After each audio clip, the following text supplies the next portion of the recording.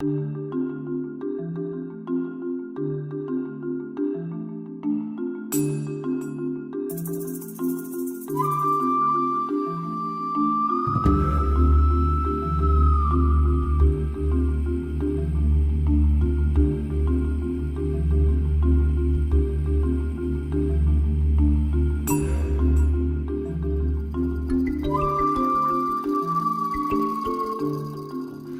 welcome. Yes, it's my 10th book, and it's about the transition of all the ancient pagan symbols into Christianity, and it's a fascinating subject. Although there's been lots of books about symbolism before, you can pick books up galore about symbolism, coffee table books. I wasn't aware there'd ever been one that purely dealt with this transition between how virtually all the pagan symbols made their transition into Christianity, and a lot of the myths as well. It's a fascinating subject. So I'm going to push on because I've only got an hour. That really can be a tenet for today, really, can't it? The real magic lies not in seeking new landscapes, but in seeing things with new eyes. This is the secret, I think. This is why we're all here, seeing things that perhaps archaeologists... Any archaeologists here? No? Oh, good. No. No, it's the way of seeing things where science perhaps doesn't go. And I think, personally, the last 10 years, I've seen science and alternative research coming closer together, which can only be better. As you know, I do Stone Seeker tours and Stone Seeker publishing. So for the last 20 years, I've been studying sacred sites and ancient cultures, like a lot of you have been doing. And in following alignments across the landscape, I ended up at a lot of churches. And of course, that's no mystery. A lot of churches are built on ancient power places and ancient pagan places. And of course, I started going into those churches. I started looking at the stained glass windows. And I thought, hang on, I recognize that symbol. I've seen that before. I've been to Egypt, I've been to Malta. That reminds me of something. So I started looking into the whole subject. So this project was on the back burner really for about 20 years. And in the end, I thought I've just got to put all this together, which is why I'm standing in front of you. So one thing I hadn't banked on is that the church has embraced the book. At this point, you're all supposed to go, ooh. I love you guys. My book certainly isn't a church knocking book, having a go at the church. What on earth is the point of that? It's now on sale in several cathedral bookshops and Glastonbury Abbey bookshop, and I think I'm going to make this Reverend my agent actually, because she's in love with the book. So that was something I hadn't I did this talk, a version of this talk, a shortened version, a WI group recently in the local village. She said, "I'm the vicar of the church." I thought, oh, here we go. And she said, your book has actually embellished my religion. And I thought, wow, that's really nice. So she says, you've showed me where everything comes from without actually detracting from the message. So that was exactly what I wanted to do. So there is a difference between signs and symbols, which I go at in some length in the book. Signs are designed to be appreciated and understood in a split second, regardless of language. They're often an instruction, advice, or a warning. Like this one, moose crossing. When I went to Vermont to speak at a conference, I was there for a week. Did I see a... Glenn, you've got no moose over there, really, have you, mate? No, it's just a tourism thing. You put all these signs up. Do we see moose? No. So obviously it's telling you what's going to happen. It's a sign. Symbols, on the other hand, may be embellished with endless meanings and interpretations, often beyond the grasp of the rational mind. The great thing, Tim Frake said, is about myths is that they're often pregnant. They're always pregnant with new meanings. You might have written a book, you might have read a book, the Magogian, or the Bible even, or some other book, New Agey book by someone you admire. You might have read it 10 years ago and got something out of it, but then you go back to that book now, and don't you get a lot more from it? Because you have changed, your level of knowledge has changed, and I think this is the same about myths and symbols even. And symbols are wonderful. They're always multifaceted. We could put a symbol. You put the ohm. We could put the ohm on that wall now. What is the ohm symbol? It's just a few wiggly lines, isn't it? And a dot. And yet you meditate on that. It could change your consciousness. So again, symbols possess such power in themselves. So sorry I haven't got time to do all these sections. Virtually every section that you find in a Bible or a church I have covered in the book, but obviously this is a shortened version. So everything you want there, I think. So, of course, the earliest symbolism is nature symbolism, even today. Nature was the genesis of man's preoccupation with symbols. Natural mathematics and natural geometry is in the whole of nature. The Fibonacci sequence in the unfolding nautilus shell. The hexagons and hexagrams here, the unfolding spirals, of course, you get. So man spotted this, you know, thousands and thousands of years ago and sought to copy that and sort of enhance that unfolding mathematics to his own end, I believe. So, and people were spotting things that resembled something, and I think as a result of that, thought that those objects perhaps held the spirit, perhaps, of what they represent. Most of the Native American sacred sites are natural objects, the same as with the Aborigines of Australia, a tree or a rock that might resemble something. And when that happens, they think that the spirit is present in that object. The top right one is Elephant Dolmen on Sardinia. It's a natural basalt exposure shaped like an elephant, and yet it's got a Bronze Age tomb you can see at the bottom side of it. Do you like this one? This is called Mushroom Rock, and you see me sitting at the base of it. Look at me. This is about 30 feet high, 25 feet high. The shape of a mushroom. Look at that. I'd love to see the frying pan that this goes in. Serious. And the point is, it's surrounded by Bronze Age sacred sites. And we know that my book on West Kennet Longbarrow, I show that the shamans were using magic mushrooms thousands of years ago. So, of course, our Bronze Age ancestors would have seen the shape of this rock as highly relevant. The bottom right one is a modern one today. It's some of you might have come on our minibus to Alton Priors, and there was this big 3,000-year-old hollowed out yew tree, and this spirit, this tree spirit, is in there now. And amazing, isn't it? Absolutely amazing. And that does pull on you, believe me. So natural symbolism. So, of course, man's obsession with symbols really goes way back. Some of the earliest cave paintings from Europe, Lascaux and all that sort of thing. And the Venuses, of course, thousands of these have been found all over Europe. Most of them female, not exclusively, but most of them. Some of these going back 35, 40,000 years. Some of it perhaps is sympathetic magic.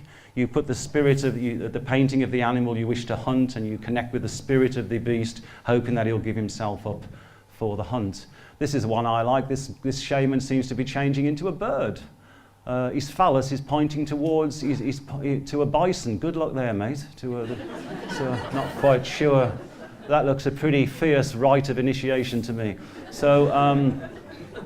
So yes, I'd much rather encounter this lady than this one, actually. So yes, the preoccupation with symbols goes right back to man's earliest expression of spirituality. And don't forget, symbols predate writing. It's a bit like, I liken it to a human infant. A human infant can write and scribble something. You put a paint box or a pencil in front of a 2 or 3 year old, and he'll make something of it long before he can write or read or use the alphabet. And I think it was the same with mankind. A few more recent examples here from Malta, from Avebury. That's an original face called the Shark Stone. That was there when the stone was erected. The Gunderstroop Cauldron. And of course, arguably the greatest expression of symbolism in art, of course, was by the Egyptians. So sometimes the landscape itself can be used as a medium for expressing one's spirituality. The White Horse of Uffington there, top left, which I think I fell, and some other researchers think it's a dragon. It's not a horse at all, it's a dragon. The best place to see, well, one of the places that interacts with the horse right in front of it is Dragon Hill. Well, there's a clue. It's not Horse Hill. And of course, Gary and Caroline have shown that the lines of the Bolinas line go right down the horse. And I think Guy Underwood many years ago found that the lines of energy match up with the profile of the horse. This is the Cerne Giant, of course. I talked about this a few years ago. I proved that he's 2,000 years old because of some alignments with Orion, which I think Paul has been doing research on. So a lot of Orion is important all across the world. But this represents, you know, whoever this guy represents, whether it's Osiris or Orion or Hercules or any of the other gods, you know, whoever comes down that valley over the last 2,000 years can recognize that as an archetype from its own culture. So some symbols totally transcend different cultures. They are what Jung called archetypal. So sometimes the whole landscape can be used to express one's spirituality. So there's quite a long section in the book called Cometh the Cross, and it tells the story of how Christianity staggered. It didn't sweep across Europe, it staggered across Europe. Christianity wasn't met with people at the edge of the village saying, please convert me. Well, we don't want to know the goddess anymore, all those sun gods. Of course it didn't. And the load of missionaries who met grisly ends as a result, of course, is well known. But eventually it did sweep across Europe, mainly through Rome and through Egypt, and it absorbed on its way ancient universal symbols and myths to help promote its own agenda. Why wouldn't you? There's a load of myths and stories and symbols already around which people recognize and can relate to. Bring them into the new religion, and it makes the idea of the job of conversion, of course, much, much easier. And of course, some of these symbols and myths have a power unto themselves. So, of course, they can literally empower your religion as you go along. Another difference between Christianity and Judaism, really, Christianity first of all, is that Jesus is just born once at Easter. Shall I tell the Easter egg joke? Shall I? But that's such a nice audience. Okay. Jesus is hanging on the cross, probably bad taste joke. Jesus is hanging on the cross, and he's about to speak his last words, and they're all gathering round to get these profound words that will start a religion. And he turns round to all the disciples, he turns down to all the disciples, and he said, don't eat my Easter egg, I'll be back on Sunday. Okay, I hope it was worth the distraction. So Jesus is just born once, of course. The old sun gods who were replaced are perpetually born each year with the cycles of the earth and the sun. The biggest change for me of Christianity and Judaism and Islam, if you like, as well, was the total denial and denigration of the divine feminine. That's the big difference. You look at all the ancient religions, gods and goddesses have equal parity. They are worshipped equally, as many temples to the goddess as there are to the gods. But of course, when Christianity comes, God is singular, is suddenly a man. So this is the big change as well, the denigration, not just the denial of the divine feminine, but she is there in Christianity, as we'll see later. And also the Gnostic Gospels were denied. All those new Gospels that were found in the desert over many years, it always seemed strange to me why, they've been authenticated by archaeologists, so why haven't they been incorporated into later reprints of the Bible? No, because I think the main reason they're a bit heretical, and of course they empower women as well, a lot of those, which the early church fathers were not interested in. Next section is there's a new god in town. Pope Gregory sent an edict out in 595 AD. He says, look, we're having a bit of a problem converting the British and Northern Europeans, and so we'll try a new tact. We'll send our missionaries out, and we won't destroy the pagan sites or try to. We'll actually put our churches on them. What a shrewd move that was. A stroke of brilliance, really, when you think about it. And there's some great examples here. So people can still come to their old sacred sites that they've been worshipping for thousands of years, but of course now there's a new god in town, and it makes conversion a lot easier, as well, of course, as the fact that the churches will pick up on the energetic properties of the sites that are there.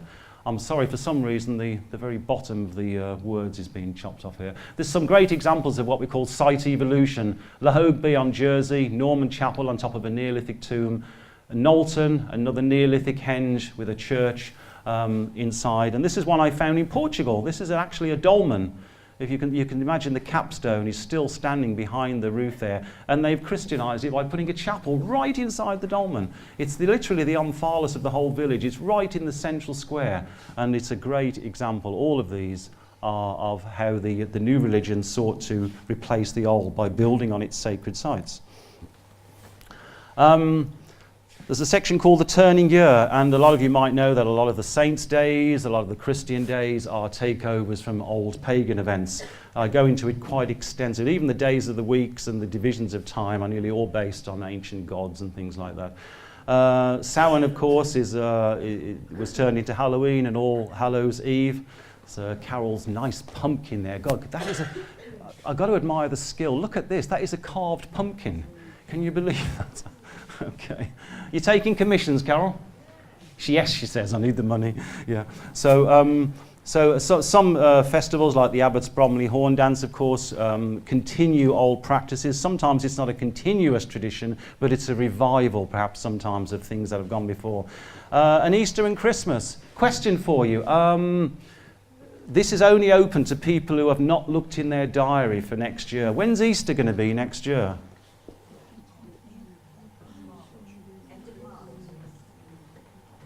Okay, end of March, you think? Have you looked in your diary? She's looked in her diary. Look, a guilty grin on her face. She can't hide her. So yeah, I mean, Easter is based on the first Sunday after the first full moon after equinox. It's totally lunar based, even today. And Christmas, I'm going to come back to Christmas later. I do a whole page about how all the early church fathers, over a period of about 400 years, tried to decide when Jesus was born. They haven't got a clue. And all the various dates go from November, February, December, April, one church father suggested. So the reason Christmas was chosen is because it occurs midway through the major winter solstice festivals. December the 25th is when they say you can first see the sun start to get higher and the days first start to get longer. That's why it's slightly after the solstice, which is the darkest day.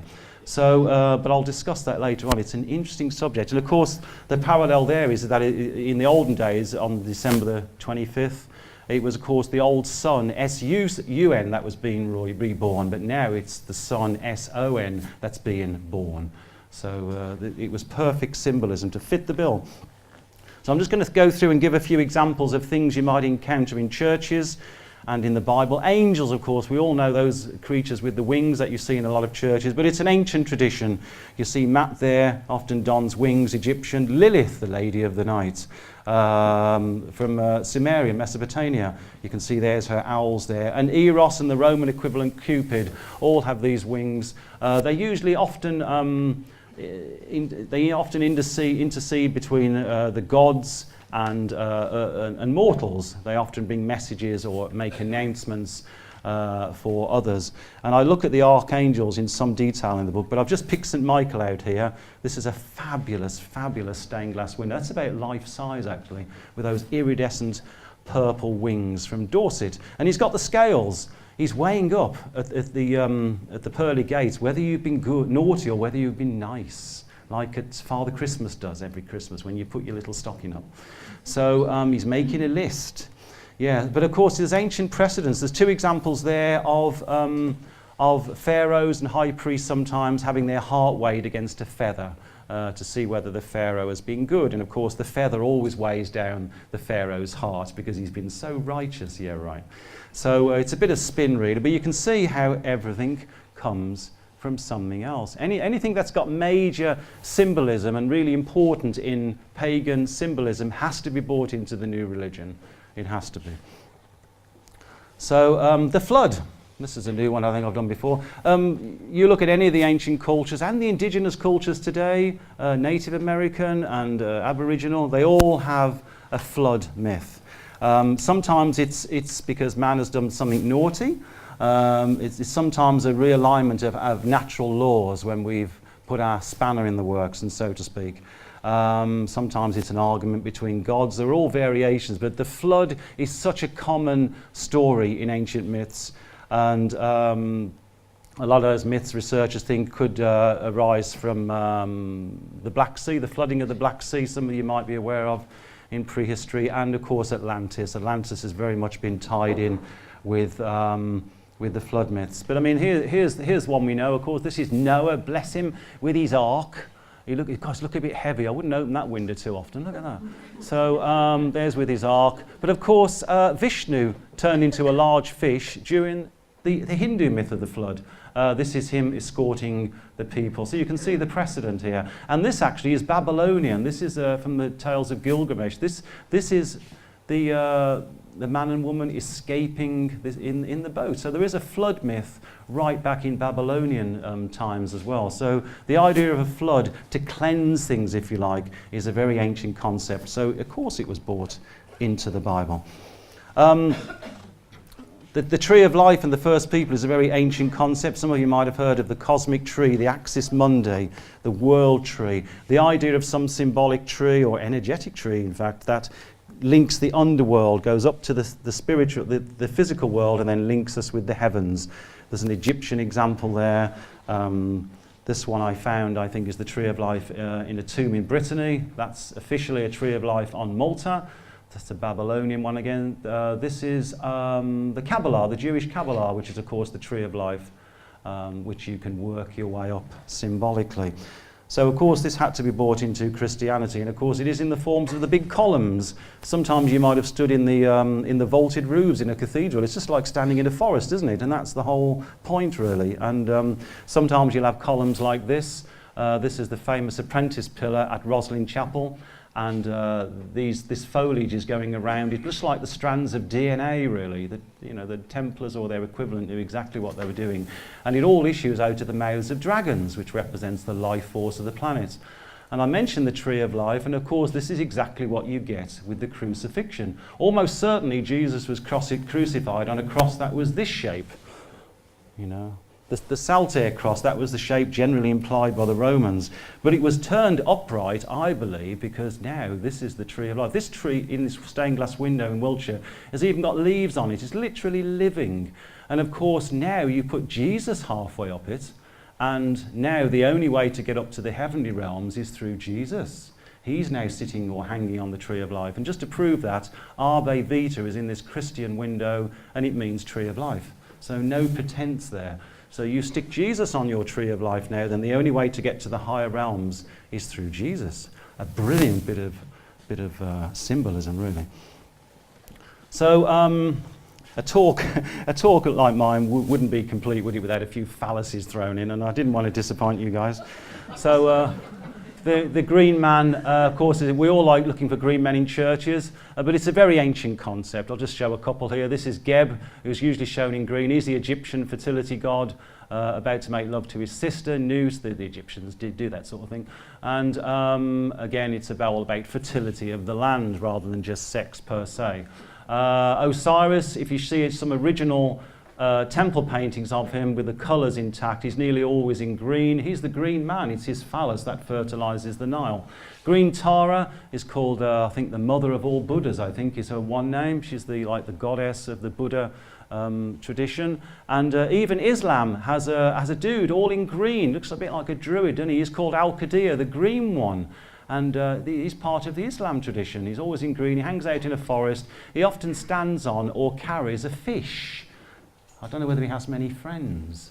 I don't know, but he's got this smelly fish. He hasn't just come from the chipper, he actually rides on a fish. So again, all traditions have their equivalents of the green man. So this major emblem had to be brought into the church.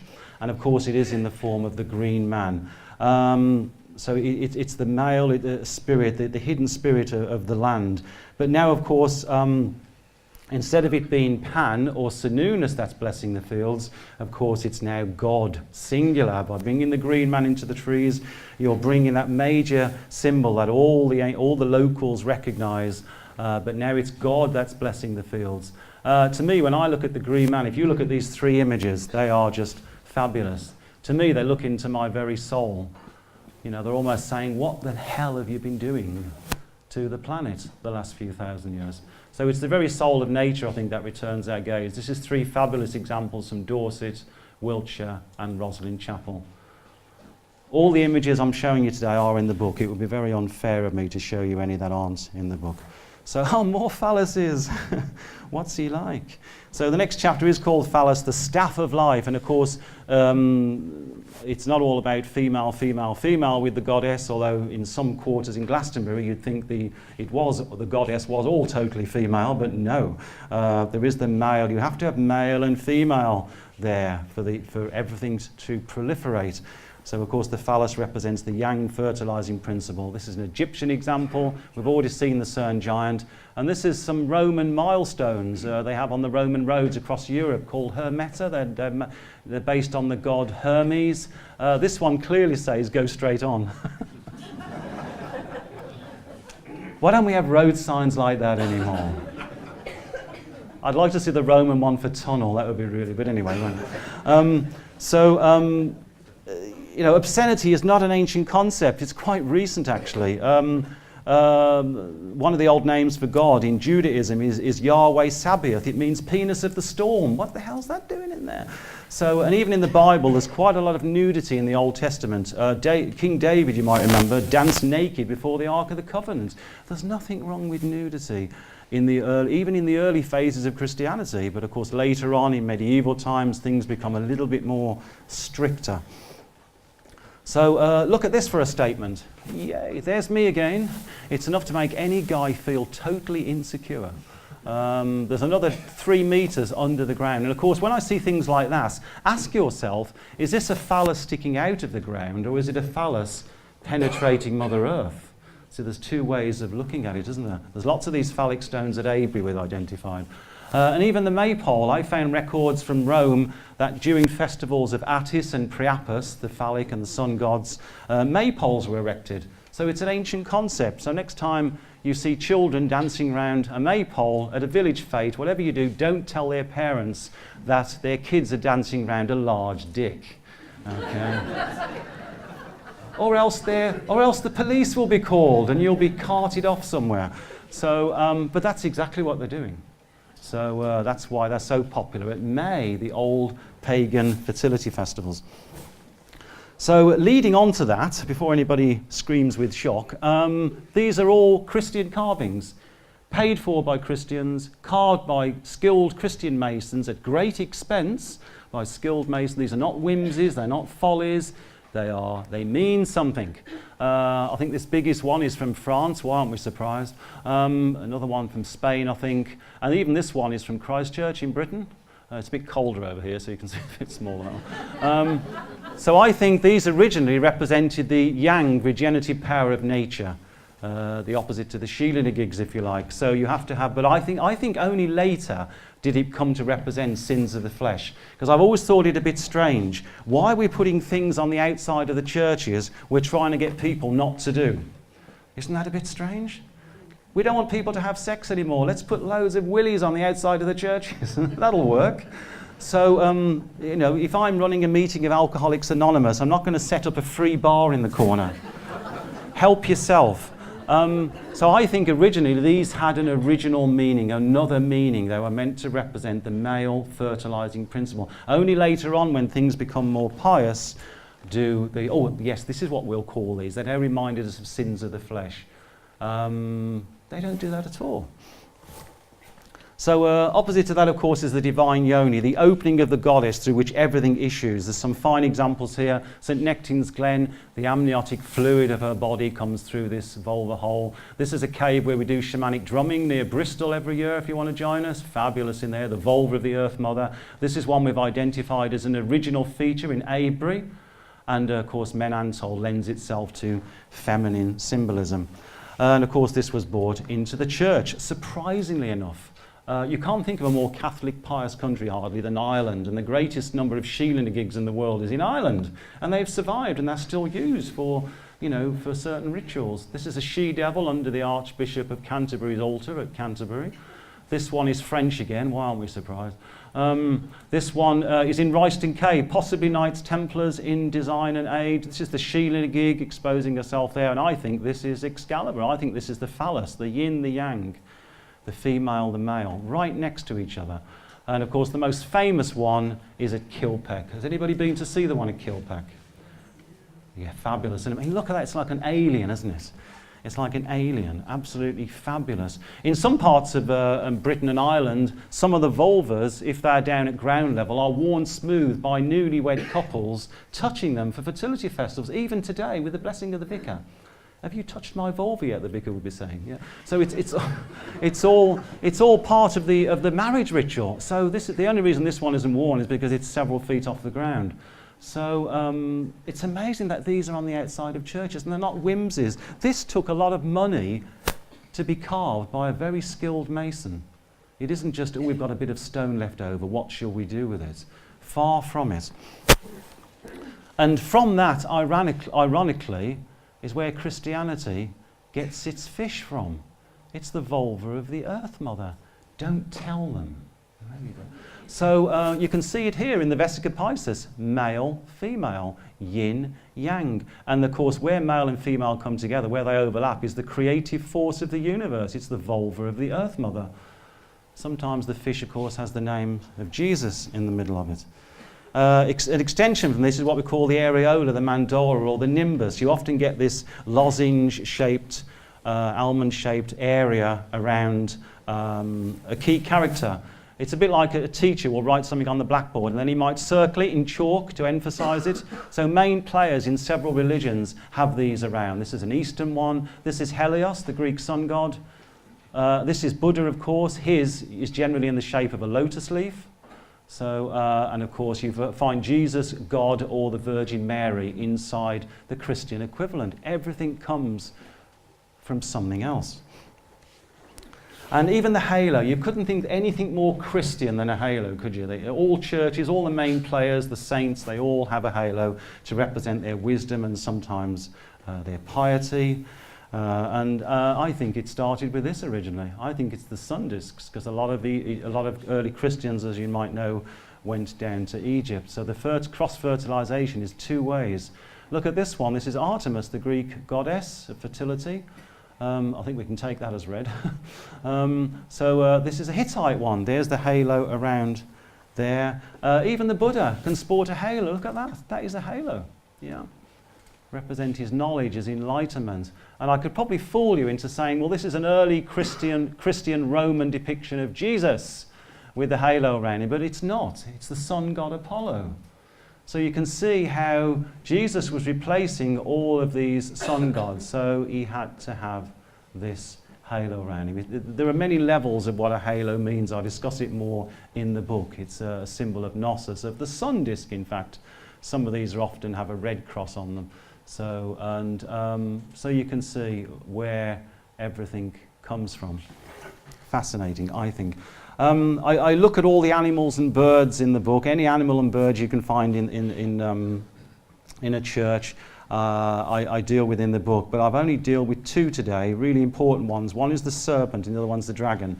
Serpents are really universal. They occur in countries and cultures right across the world, going back thousands of years. And to me, they represent the life force, the kundalini that goes up your body, but also the earth energies that go around the planet. And this, I think, is the plumed serpent, Quetzalcoatl of the Aztecs in the British Museum. This gorgeous yin-yang, male, female. This is the snake goddess, the famous one in the Minoan snake goddess in the Mediterranean. Yin-yang, male, female. Everything's in balance. Has anybody been to Chichen Itza at equinox? Oh, you lucky people. You lucky people. Okay, come and tell them what happens. She's shaking her head. Okay, I'll do it. So at equinox, twice a year, for a few days at east equinox, as the sun rises, these steps cast this shadow. And there's the serpent coming down, and there's the head at the bottom. How cool is that? That's certainly on my hit list, definitely. So the rainbow serpent is another famous one. This is an Aboriginal cave painting of it. The Naga of India are the beings, part serpent, and the great serpent mound in Ohio, which I'm sure Paul has been to, haven't you? Imagine, have you? I've embarrassed him. Oh, no, he hasn't. Sorry. Well, Paul hasn't been to this, and neither have I, so there we are. So this is obviously a huge serpent, several hundred meters long, disgorging or issuing the cosmic egg. So it's the balance of male and female again. So serpents, of course, are brought into Christianity. They have rather a bad lot in the Bible because of the snake, the serpent that tempted Eve, and Adam. God, why on earth did he take that apple? And serpents are often depicted as cohorts of the devil. There are a few exceptions where serpents are positive, but not many. And again, you find them on lots of church architecture. This one, actually, these two are both associated with earth energies. This is at Stoke Trista, where two energy nodes come together. There's two serpents. So which is first, chicken or the egg? And this is at Crediton, where I'm taking the Somerset Dowser shortly. They're the only serpents in the whole of Crediton Church, I can assure you. I've looked on all the columns. They're the only serpents, and they wear the Michael and Mary current cross. That cannot be coincidence. Cannot be coincidence. So again, look for serpents in churches. It's often reflecting perhaps what the energies are doing. So St. Luke is the patron saint of hospitals, doctors, nurses, everything to do with medicinal things. And he's got the caduceus on him, the two servants of the staff. But he comes directly from Asclepius. Asclepius was the classical god of medicine, of healing, of doctors, all the list that's under St. Luke. And he's got one serpent generally because he is the other one. In some myths, Asclepius actually changes into a snake to do healing. So there's the two snakes. Bought from there, from Germany, straight into Christian symbolism. Wonderful, isn't it? So the other beast, of course, is dragons. Again, universal in their occurrence and almost in what they mean, really. They represent the life force of the earth. Sometimes dragons can be guarding something, treasure, which is often, I think, a metaphor for wisdom. We think of treasure now as money, but of course treasure in ancient times can be much more than that. This, of course, the Vikings had a big preoccupation with dragons. This is a Greek one, which is legless. I don't mean he's been around the pub. And of course the Chinese have a big preoccupation with dragons. They have the Year of the Dragon. The Chinese New Year festivals always feature a dragon. And in a lot of Eastern myths, they think that when an eclipse occurs, this was the one that occurred this year, which I photographed from my garden. And they think this is the dragon, don't they, eating the sun. So they all have to make a load of noise, hoping that they'll frighten the dragon away.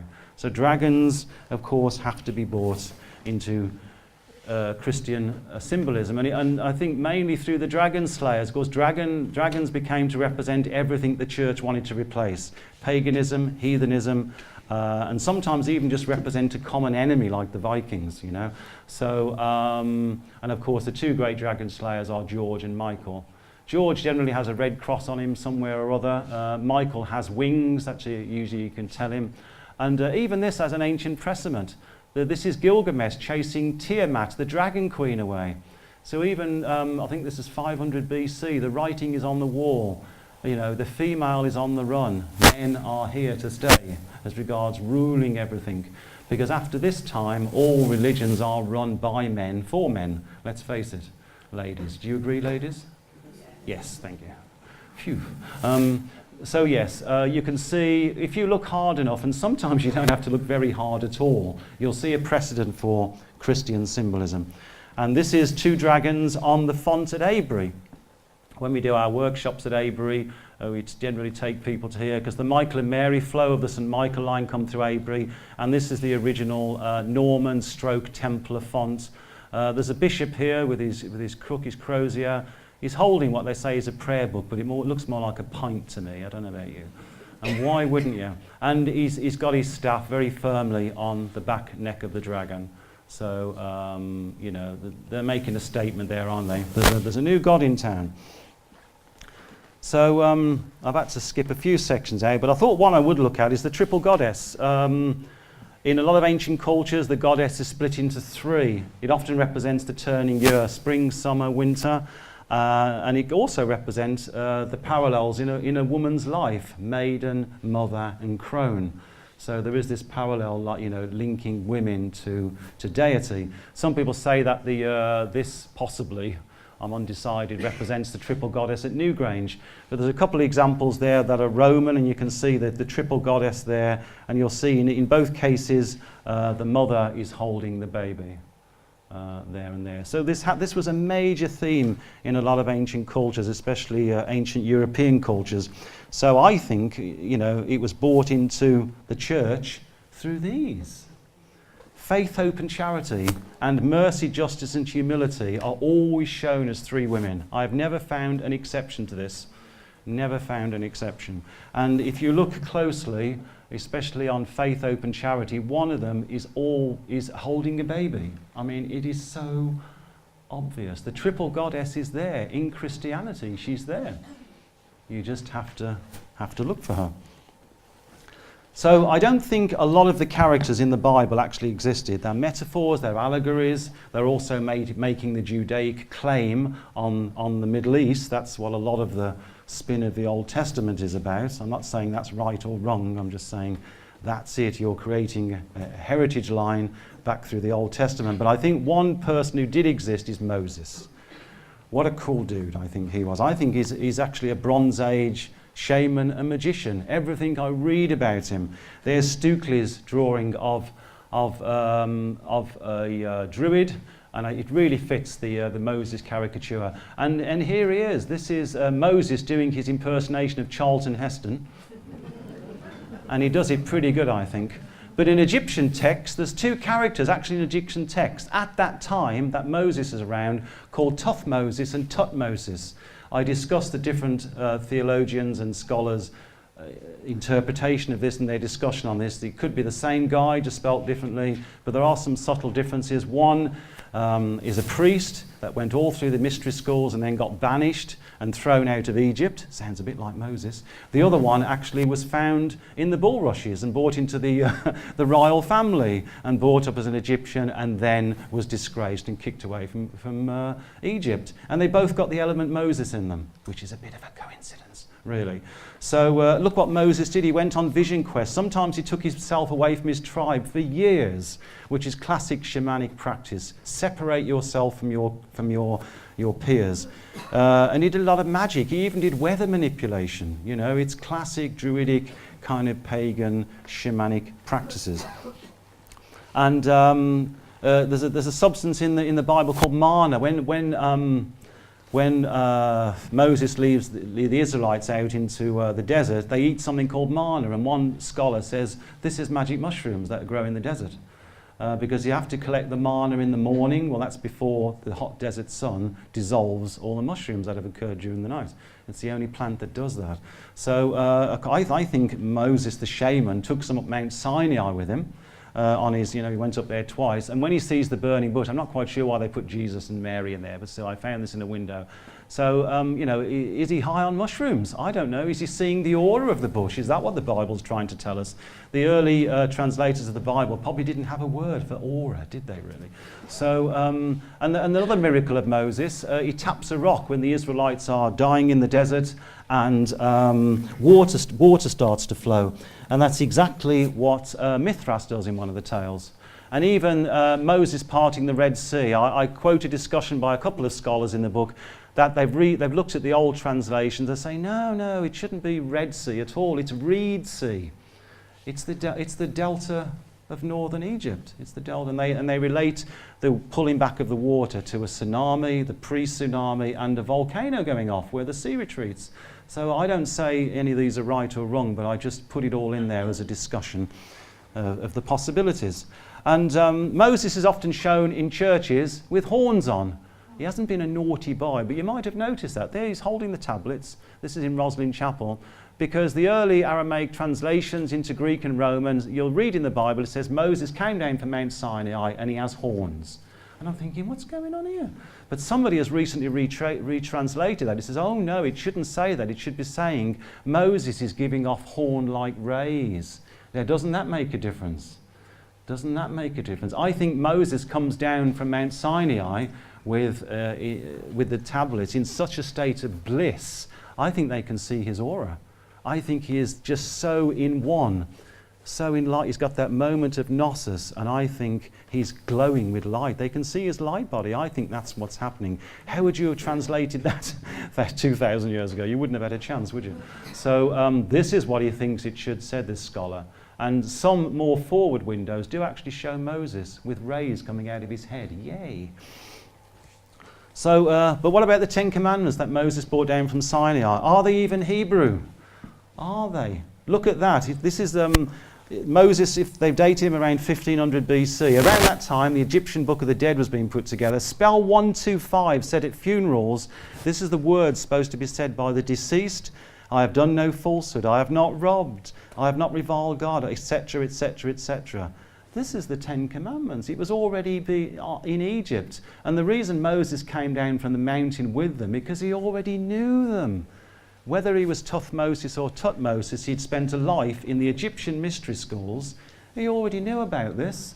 So, of course, he needed to give his tribe some rules. What better than the ones he already knew?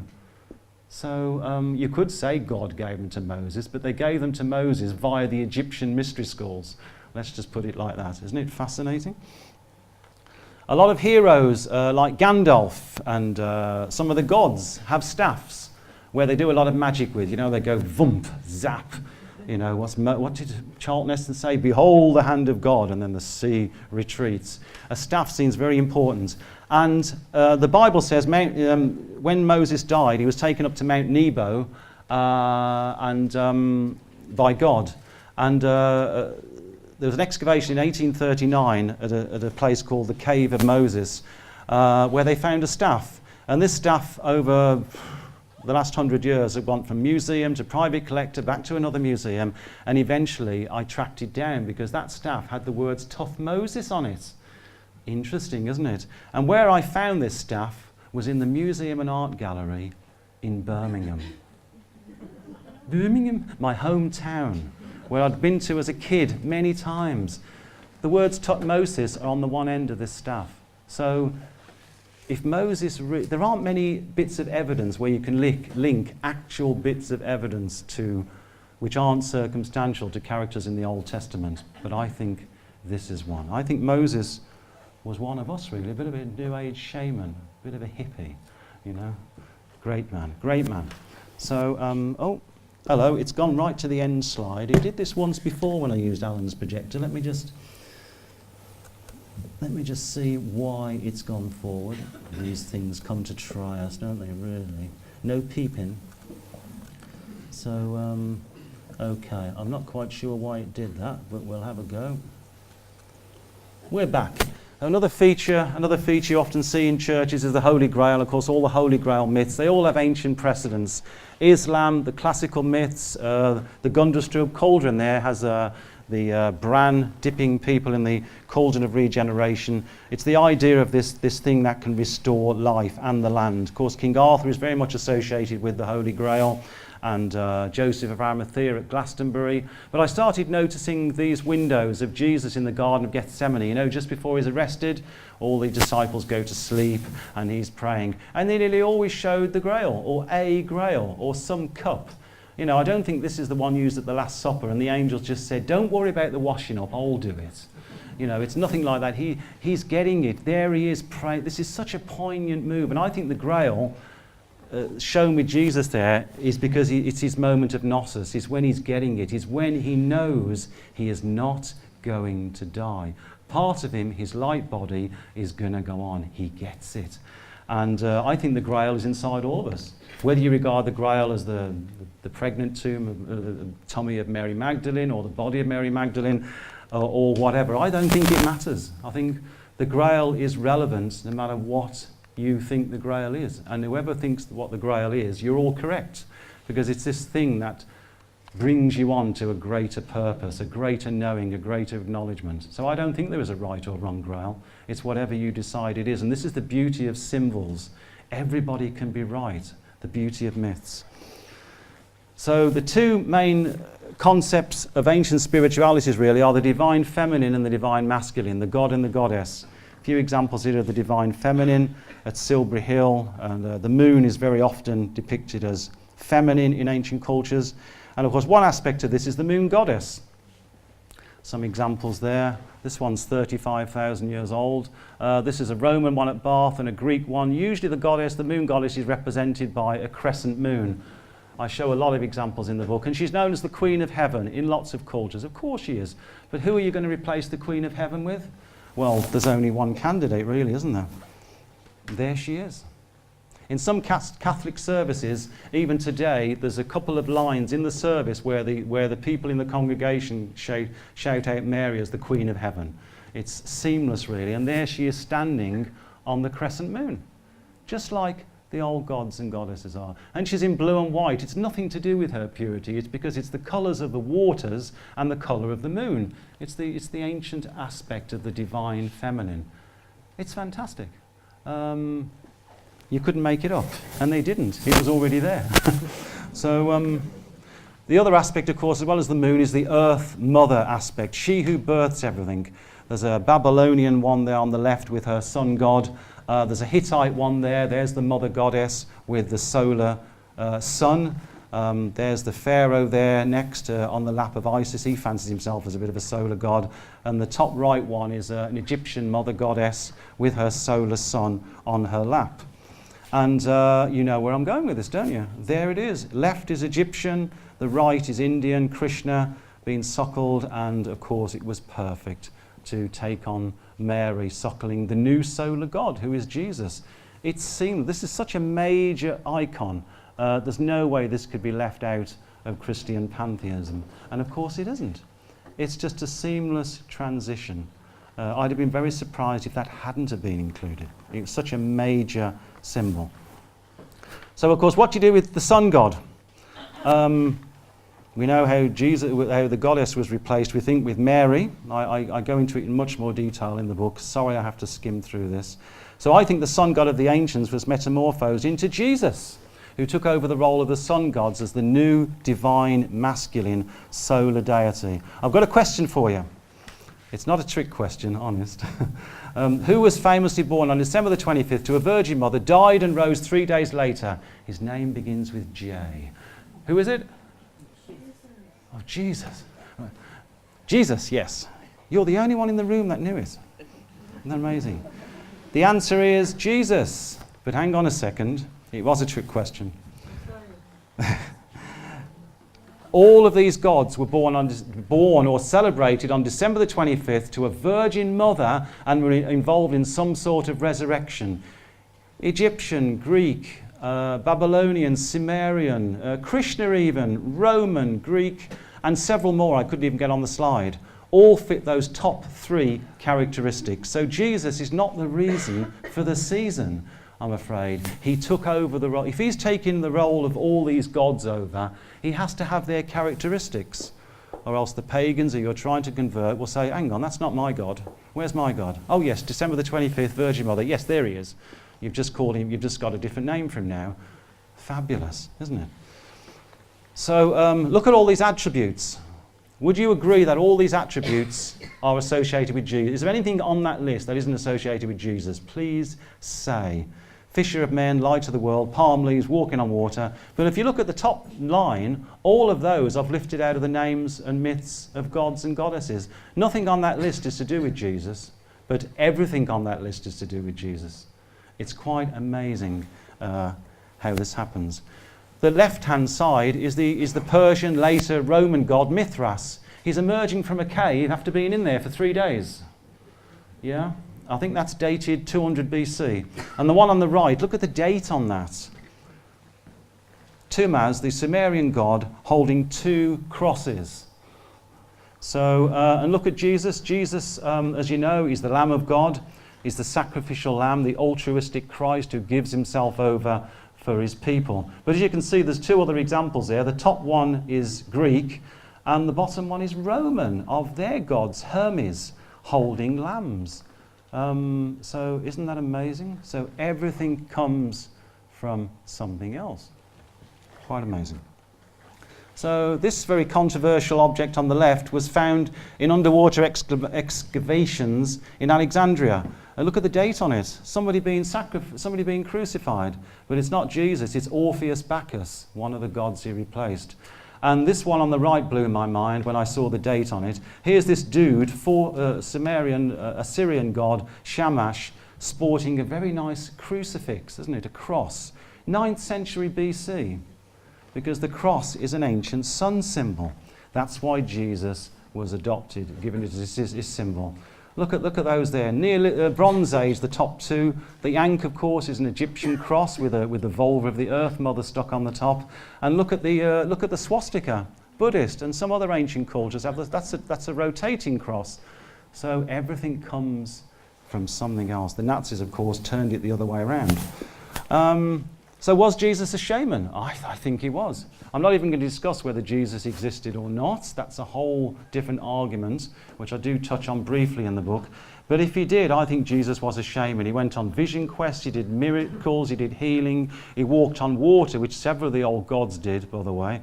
And I love this one from a cathedral in France. Magic mushrooms, yay! So I like this. This was found in Alexandria Bay, underwater excavations. They couldn't date it any more than that, I'm afraid. But look what's on the side of it. Jesus the magician. So even the early followers of this guy Jesus regarded him as a shaman and magician. It doesn't say Jesus, son of God, does it? Okay, so all of that was to happen later. Even the term Nazarene, there was no such place as Nazareth at the time of Jesus. Nazareth, Nazarene, means to behold or envision. He's a shaman. He's a shaman. Wow, worthy of starting a religion, as worthy as Buddha, I would suggest. I'm not having a knock at Jesus at all. I'm just trying to say what the truth is to me.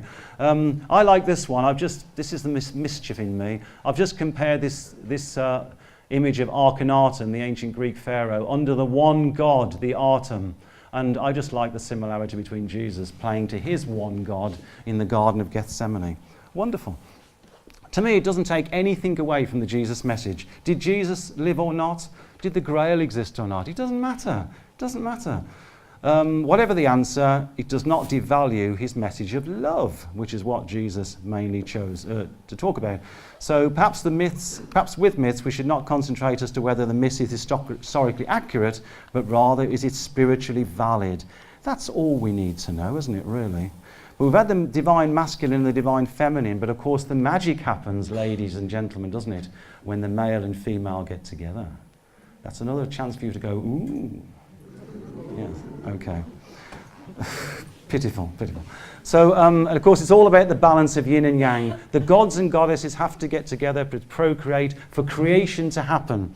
There's a Hindu example there, Sumerian. There's Hera and,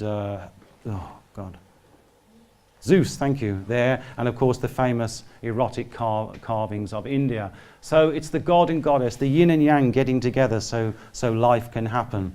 So if Jesus took over the role of the sun god, you might ask, where's his consort? Well, of course, here she is.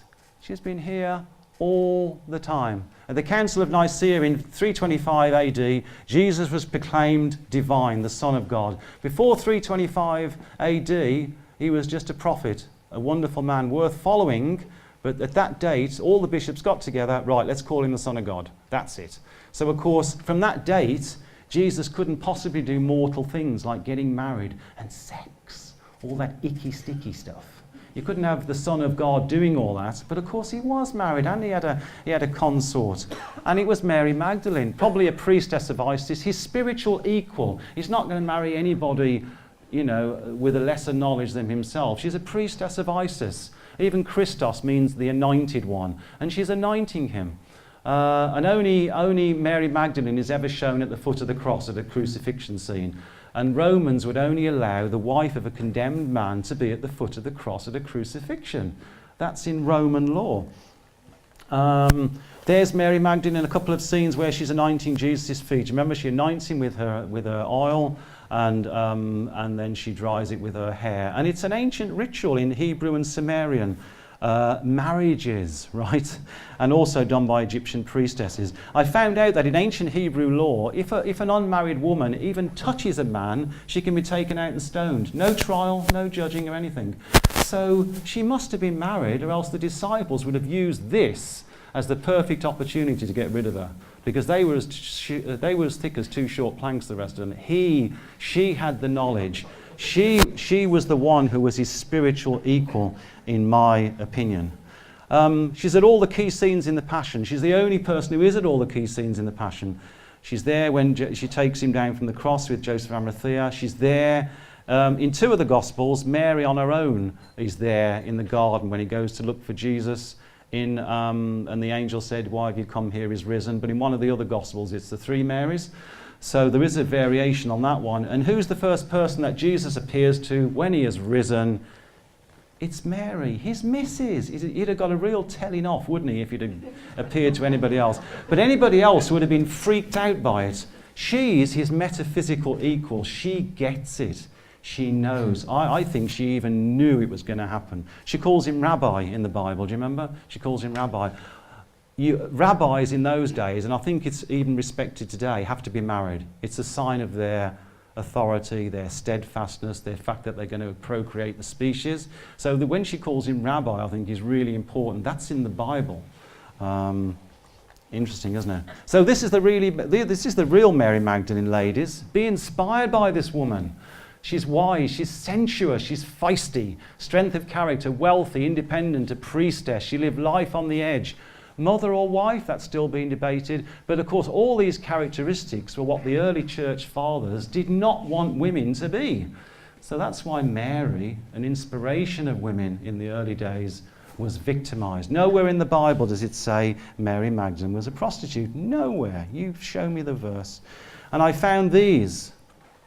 A lady pregnant, resting her alabaster jar on her stomach. It's Mary Magdalene.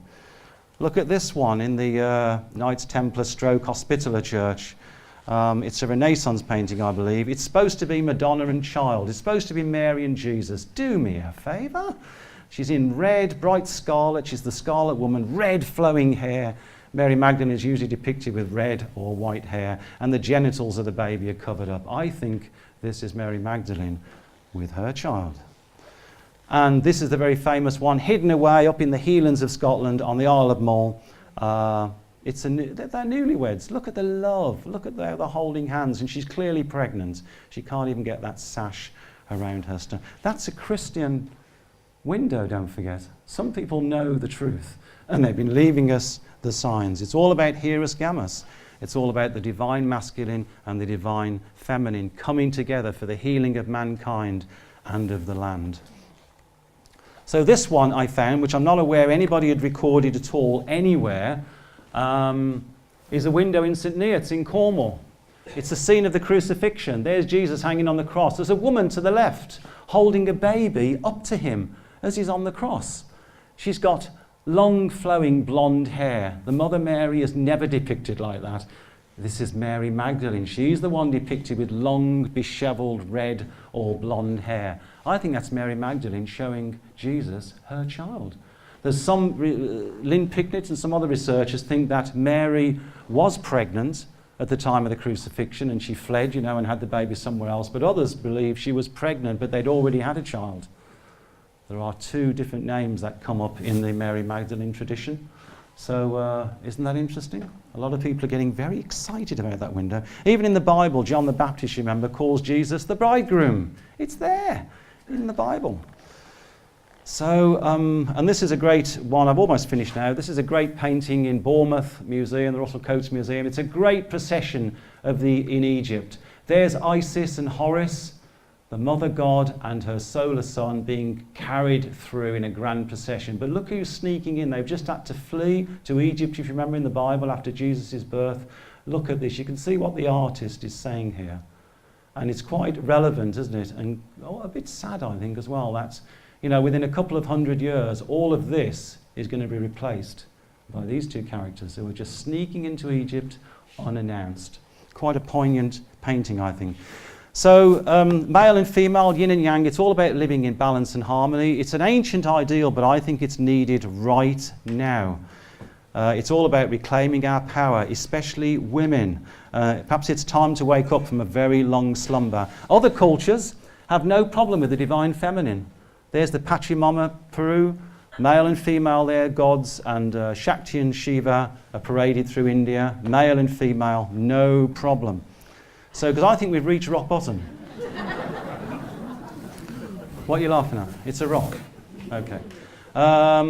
So I think what on earth have we been up to the last 2,000 years? If you didn't cry, you didn't laugh, you'd have to cry. So I'm going to end up with a couple of symbols of planet Earth, which I've showed before, but with different graphics this time. This is a great symbol of the Earth, isn't it?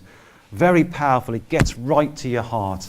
It's the Earth from space. So we could take it as a symbol of man's folly, of disrespect, of all that we have destroyed and are still destroying. You could take that as. Or you could take it as a symbol of hope, of an ever-giving mother, of love. Don't forget the Earth owes us nothing. We owe her everything. As a green activist, I realised years ago that we are not fighting to save the Earth. We couldn't kill the Earth if we wanted to, believe me. We are fighting to see whether we're going to be around. That's the argument, people. That's what we're fighting for. I realised that years ago. So perhaps it's time we started to give something back to our mother. So there is a difference to me between religion and spirituality. Religion is for people afraid of going to hell. Spirituality is for people who have already been there. Do we agree? Yes.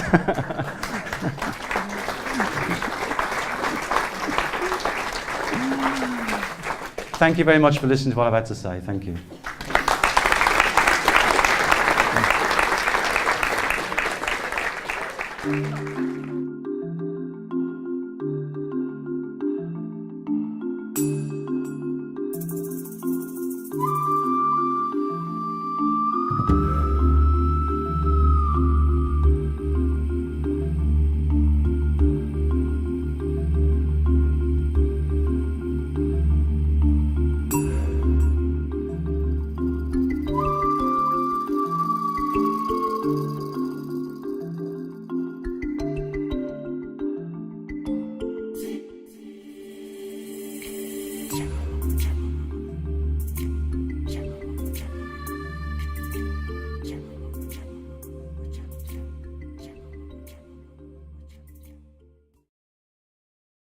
In the unfolding nautilus shell. The hexagons and hexagrams here, the unfolding spirals, of course, you get. So man spotted this, you know, thousands and thousands of years ago and sought to copy that and sort of enhance that unfolding mathematics to his own end, I believe. So, and people were spotting things that resembled something, and I think as a result of that, thought that those objects perhaps held the spirit perhaps of what they represent. Most of the Native American sacred sites are natural objects, the same as with the Aborigines of Australia, a tree or a rock that might resemble something. And when that happens, they think that the spirit is present in that object. The top right one is Elephant Dolmen on Sardinia. It's a natural basalt exposure shaped like an elephant, and yet it's got a Bronze Age tomb you can see at the bottom side of it. Do you like this one? This is called Mushroom Rock, and you see me sitting at the base of it. Look at me. This is about 30 feet high, 25 feet high. The shape of a mushroom. Look at that. I'd love to see the frying pan that this goes in. Serious. And the point is, it's surrounded by Bronze Age sacred sites. And we know that my book on West Kennet Longbarrow, I show that the shamans were using magic mushrooms thousands of years ago. So, of course, our Bronze Age ancestors, church knocking book, having a go at the church. What on earth is the point of that? So, it's now on sale in several cathedral bookshops and Glastonbury Abbey bookshop, and I think I'm going to make this reverend my agent actually, because she's in love with the book. So that was something I hadn't I did this talk, a version of this talk, a shortened version, at a WI group recently in the local village. She said, "I'm the vicar of the church." I thought, oh, here we go, and she said, "Your book has actually embellished my religion." And I thought, wow, that's really nice. So she says, you've showed me where everything comes from without actually detracting from the message. So that was exactly what I wanted to do.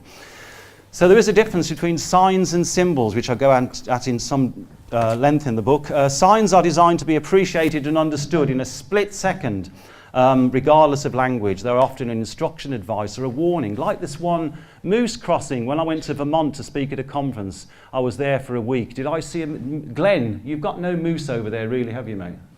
No, it's just a tourism thing. You put all these signs up. Do we see moose? No. So obviously it's telling you what's going to happen. It's a sign. Symbols, on the other hand, may be embellished with endless meanings and interpretations, often beyond the grasp of the...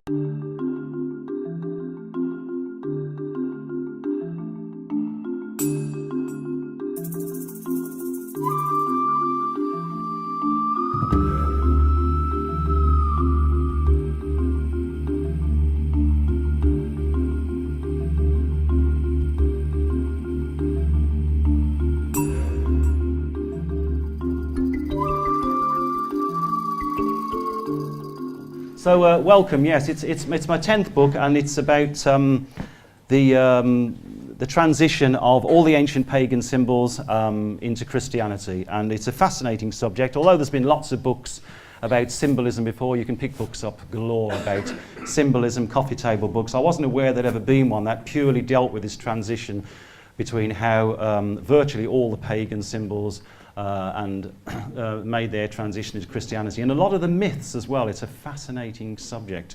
So I'm going to push on because I've only got an hour.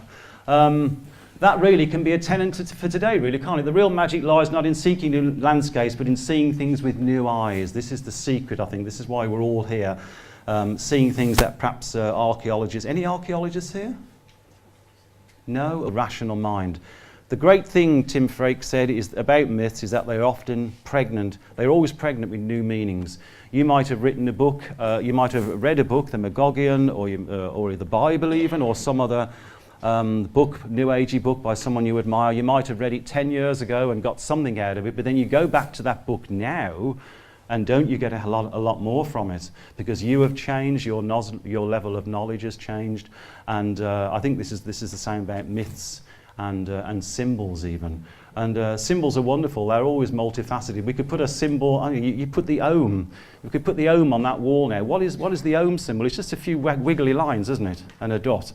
And yet you meditate on that. It could change your consciousness. So again, symbols possess such power in themselves. So sorry I haven't got time to do all these sections. Virtually every section that you find in a Bible or a church I have covered in the book, but obviously this is a shortened version. So everything you want there, I think. So of course the earliest symbolism is nature symbolism, even today. Nature was the genesis of man's preoccupation with symbols. Natural mathematics and natural geometry is in the whole of nature. The Fibonacci sequence, oh good. No. No, it's the way of seeing things where science perhaps doesn't go. And I think, personally, the last 10 years, I've seen science and alternative research coming closer together, which can only be better. As you know, I do Stone Seeker tours and Stone Seeker publishing. So for the last 20 years, I've been studying sacred sites and ancient cultures, like a lot of you have been doing. And in following alignments across the landscape, I ended up at a lot of churches. And of course, that's no mystery. A lot of churches are built on ancient power places and ancient pagan places.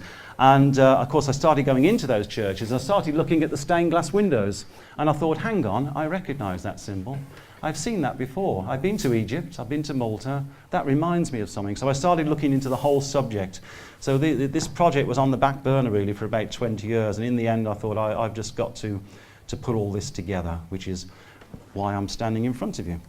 So one thing I hadn't banked on is that the church has embraced the book. At this point, you're all supposed to go, ooh. I love you guys. My book certainly isn't a